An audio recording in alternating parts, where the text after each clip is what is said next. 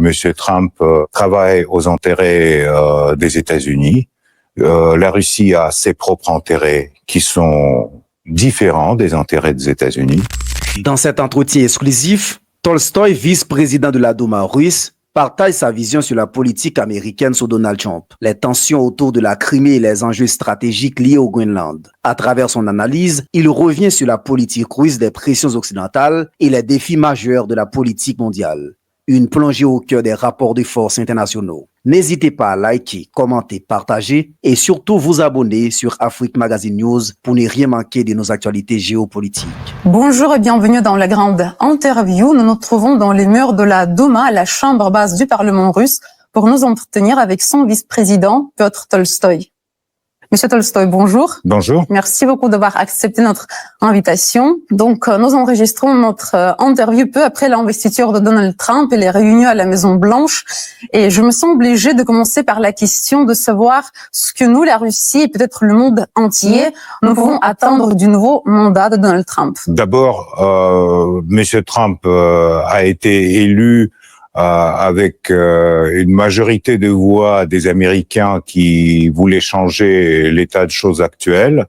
Et il a déjà signé quelques documents plutôt encourageants, notamment sur le deux sexes, masculin et féminin, qui reconnaît maintenant officiellement les États-Unis. Il a donné beaucoup de promesses. On verra bien si ça va être réalisé. Mais pour nous, ça change pas grand-chose parce que Monsieur Trump travaille aux intérêts des États-Unis. La Russie a ses propres intérêts qui sont différents des intérêts des États-Unis.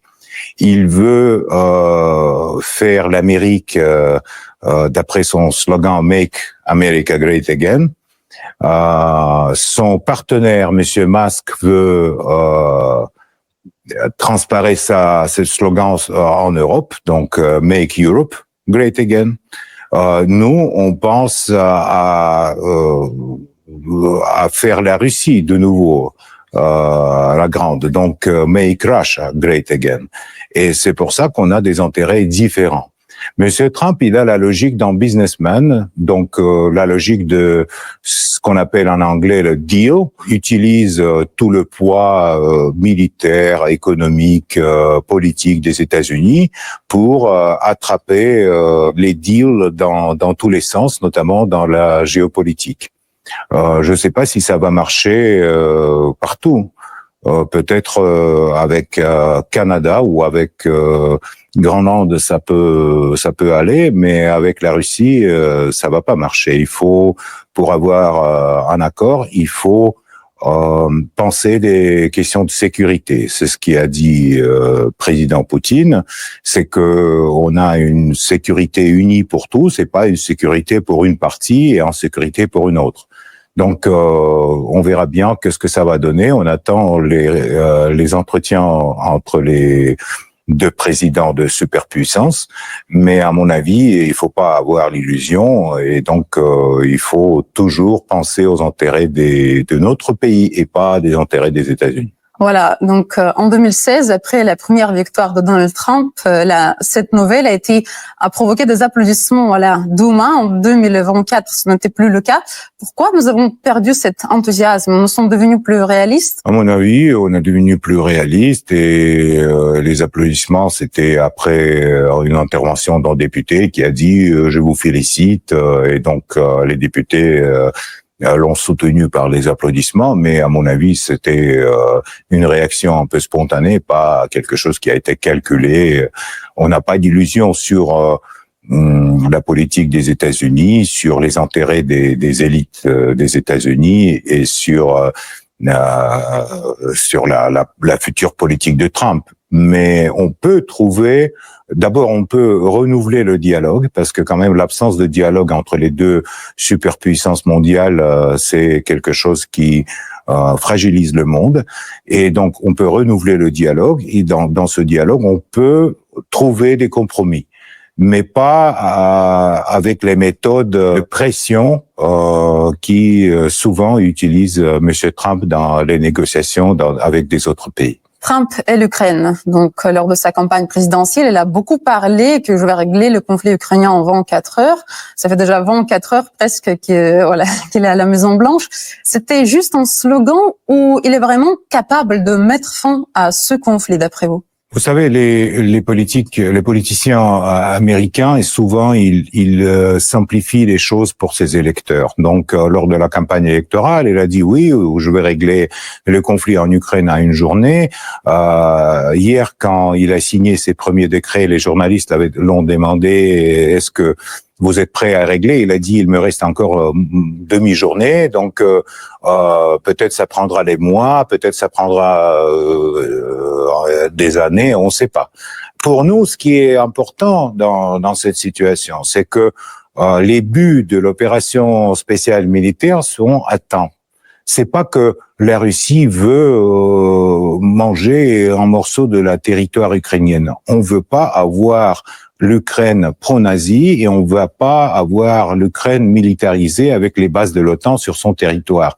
Donc, si ces choses-là, on peut régler, on peut discuter, à mon avis, c'est possible de petit à petit trouver un compromis. Joe Biden, il a passé à la Maison Blanche 4 ans en parlant de son bilan. C'était une défaite ou il y avait quand même des moments positifs? Qu'est-ce qu'on peut dire? C'est aux Américains d'apprécier Joe Biden. Moi, je trouve que quand même c'est un politicien avec beaucoup d'expérience, mais son état de santé, ses décisions ont été souvent travaillées par ses adjoints. Et à mon avis, dans n'importe quelle structure, c'est dangereux quand le dirigeant prend des décisions qui ont été travaillées par ses adjoints, sans trop réfléchir là-dessus. Donc le rôle de Sullivan, de Blinken, des autres est encore à étudier par les historiens dans tous ces conflits dans lesquels les États-Unis ont participé. Et dans leur défaite en Afghanistan, ce qui était un des bilans de activité de Biden sur la scène internationale, et dans le soutien de l'Ukraine dans la guerre de l'OTAN contre la Russie, et d'autres choses, et surtout sur le processus qui en fait a touché beaucoup les pays européens, quand ils ont de facto ont reconnu la perte de leur autorité, de leur souveraineté, et ils sont pliés sous les décisions de l'administration américaine. On verra bien si ça sera le cas avec Trump.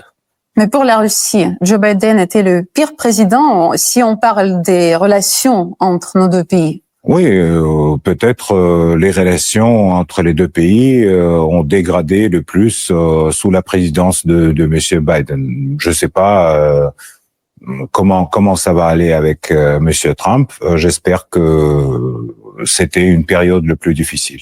Mais au moins, il veut un dialogue avec Poutine, donc c'est déjà bien. Oui, c'est déjà bien. Ça dépend de façon de dialoguer, parce que d'après ce que je sais, notre président n'a aucune habitude d'avoir la pression telle que Trump toujours montre au public. Donc peut-être ça serait pas le cas. Les leaders, ils ont leur propre façon de communiquer, et à mon avis le dialogue c'est bien. De toutes les façons, avoir un dialogue direct entre les leaders des pays c'est bien, et pour les États-Unis et pour la Russie. C'est mauvais pour l'Europe, parce que l'Europe est allée tellement loin dans son soutien à l'Ukraine, et tellement loin dans sa russophobie, que maintenant pour revenir il faudra, je sais pas, des années. Et tous les leaders européens qui ont déclaré toutes ces déclarations des derniers 3 ans, ils doivent maintenant les manger de nouveau.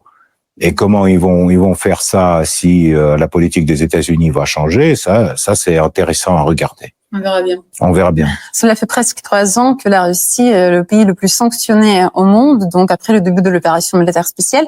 Comment ces sanctions de l'Occident nous ont influencés? Et d'après vous, est-ce que Donald Trump va se prononcer pour leur abolition? Et n'oublions pas que le plus grand nombre de sanctions anti-russes a été imposé par Washington lors du premier mandat de Donald Trump. Vous savez, ce qui concerne les sanctions, on a aujourd'hui presque 17 000 sanctions différentes sur et personnelles et sur toutes les sphères de l'économie russe. Et donc, d'une part, ça apporte beaucoup de difficultés pour le pays. Ça apporte des difficultés pour les gens, pour la vie quotidienne. D'autre part, ça stimule de développer nos propres industries à l'intérieur de la Russie. Et ce processus, il a commencé au début de l'opération spéciale. Il continue et à mon avis, pour le futur de la Russie, être plus autonome, moins dépendant de l'Occident, ça serait bien, plutôt. Donc, il faut dire que n'importe quelle décision sur l'Ukraine doit prévoyer l'enlèvement de ces sanctions illégales contre notre pays. D'autre part, on sait que les sanctions votées au Congrès des États-Unis peuvent durer des décennies, comme ça a été avec le fameux loi de Jackson-Vane qui a duré 40 ans ou 50 ans. Donc, on verra bien qu'est-ce que ça va donner, mais de toutes les façons, sans sanctions ou avec les sanctions, la Russie reste le plus grand pays de l'Europe et la Russie reste 4e puissance mondiale. On peut pas intimider la Russie avec les sanctions économiques ou politiques. Ça c'est à mon avis clair, et ça c'est une des leçons que cette situation a donné aux leaders occidentaux.